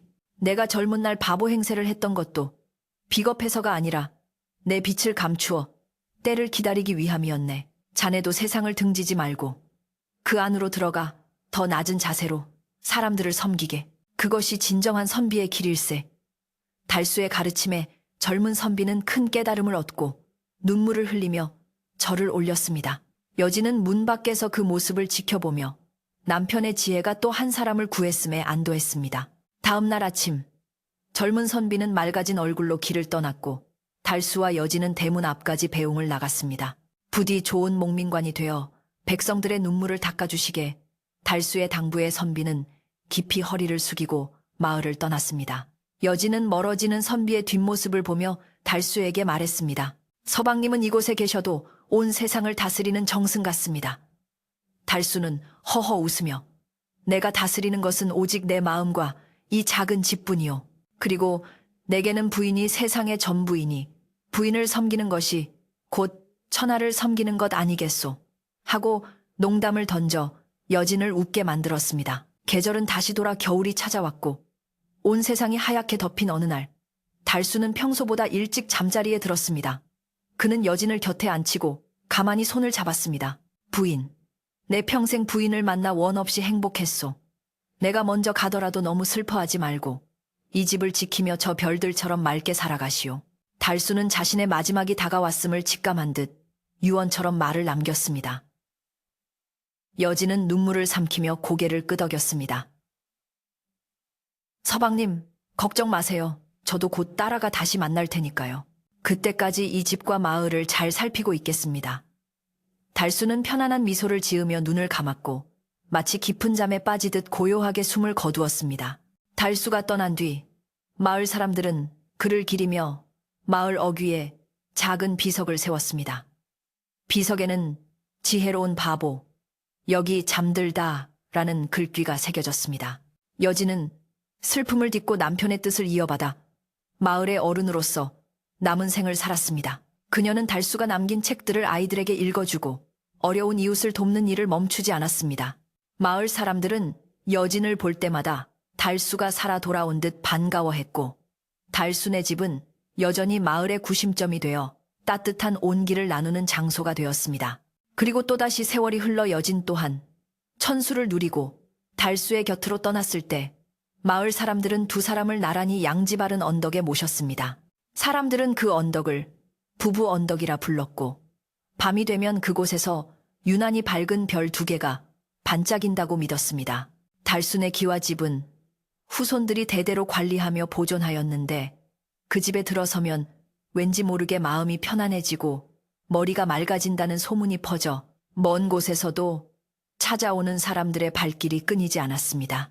사람들은 툇마루에 앉아 바람 소리를 들으며 옛날 이곳에 살았던 지혜로운 바보와 현명한 아내의 이야기를 떠올리곤 했습니다.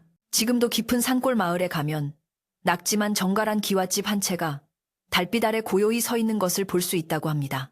바람이 대나무 숲을 스치면 사각사각 소리가 나는데 귀 기울여 들어보면 마치 달수가 여진에게 책을 읽어주는 소리 같기도 하고 두 사람이 도란도란 이야기를 나누는 소리 같기도 합니다.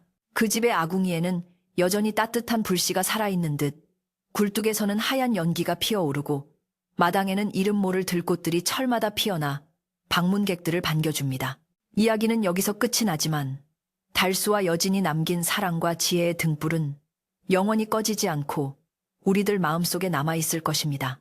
어리석어 보이나 참으로 지혜로웠던 남편, 그리고 부드러움으로 강함을 이겨낸 아내, 두 사람의 이야기는 캄캄한 밤길을 걷는 이들에게 별빛 같은 위로가 되어줄 것입니다. 이제 정말 밤이 깊었습니다. 하늘의 별들도 졸음에 겨워 하나둘 눈을 감는 시간입니다. 여러분도 달수와 여진이 머물던 그 평화로운 기와집 근마루에 누워 밤하늘을 바라보는 상상을 하며 깊고 편안한 잠에 드시길 바랍니다.